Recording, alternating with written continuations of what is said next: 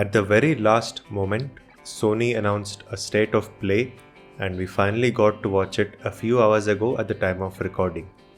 If you are not familiar with these shows, State of Play is usually more of a smaller show focusing either on a mixture of games or on a single game.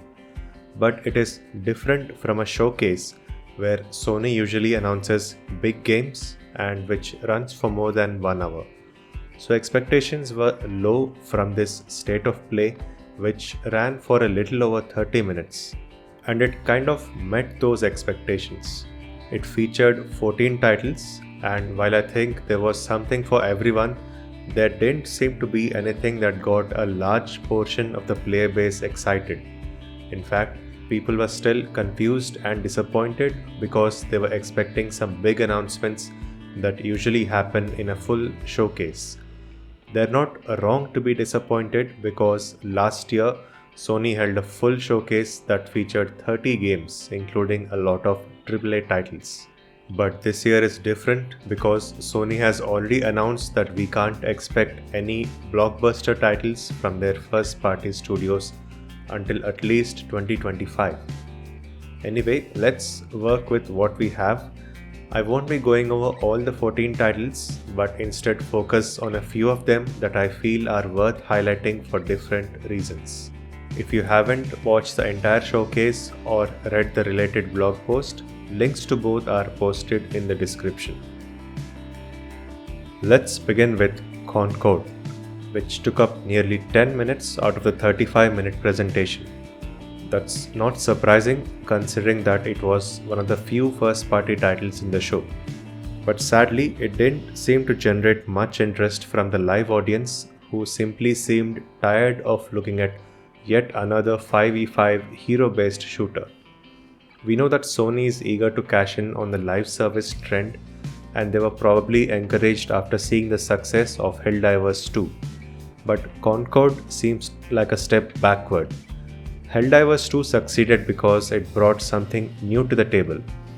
Concord, on the other hand, comes off as a generic Overwatch clone, which itself is an upgraded clone of Team Fortress 2.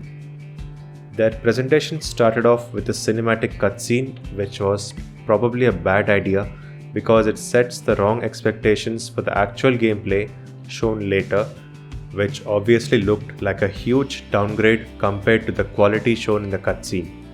This again felt like an imitation of Overwatch, which used to release these story-based cutscenes before launch, but they were at least closer to the actual visual style of the game.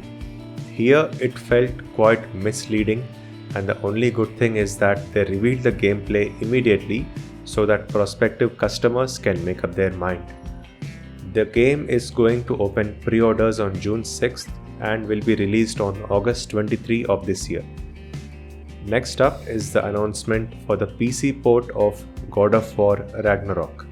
It comes out in September, nearly 2 years after its PS5 release, and people continue to be angry that these huge first-party titles are coming out on PC. This debate will no doubt be renewed by this announcement, but Sony won't care. They'll still get plenty of sales from happy PC players who didn't have access to these big franchises for many decades. Personally, I understand why some people are upset. It gives them fewer reasons to buy a console now, but I think the value is still there for those who want to stick to playing on consoles. Anyway, that's an entirely different discussion. Today's announcement means that Ragnarok will be the third big single-player title from PS Studios to launch on PC this year, after Horizon Forbidden West and Ghost of Tsushima.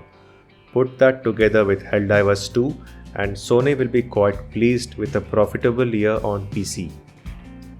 Now let's talk about possibly the most surprising of all the announcements, which is Astrobot from Team Asobi. Astrobot has been part of multiple releases before, but most notably as part of Astro's Playroom, a free title that comes pre-installed on every PS5. Now Astrobot is gearing up for a full-scale game launch. There was an Astrobot game before, but it was a VR exclusive for the PS4 called Astrobot Rescue Mission. The new Astrobot game seems to be an extension of Astro's Playroom, which used the PS5 console and its accessories as part of the game. In this new trailer, we saw both the console and the DualSense controller being featured as major characters in the game. No one expects this title to be a blockbuster, but it's definitely a nice family-friendly game to entertain the younger audience. PlayStation VR 2 got a couple of announcements, one of which seems quite interesting. Skydance's Behemoth is an action game that reminded me very strongly of Skyrim. There was also Alien Rogue Incursion, an action horror title based on the popular Alien movie franchise. There are not a lot of horror games for VR, so I bet this will grab a lot of attention. While it's nice to see these announcements, it remains a concern that PSVR 2 as a platform still has a long way to go. There are less than 1 million users of this headset, although that number might go up if they add in the PC support as rumors suggest.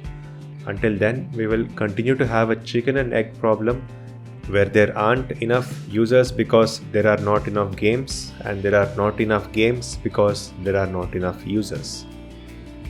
Moving on, the last game I wanted to highlight was Monster Hunter Wilds. This is the latest entry in a 20-year-old franchise that continues to thrive without an equal rival. I only heard of this franchise like many others did when Monster Hunter World first launched in 2018, and based on what I've seen so far, it looks like Wilds will continue to refine the Monster Hunter formula with small but meaningful changes. I enjoyed Monster Hunter World and Rise, and will definitely take a look at Wilds when it comes out in 2025. As for the rest of the titles in the show, they were a decent mix of sequels, remakes, and new IP. There were 2 Souls-like games in there, so fans of that genre have something to look forward to. That pretty much wraps up this recap of the state of play from PlayStation. Next up, we have a lot of showcases coming up, including the big one from Xbox on June 9th and one from Ubisoft on the 10th. Thanks for watching, and see you in the next showcase recap episode.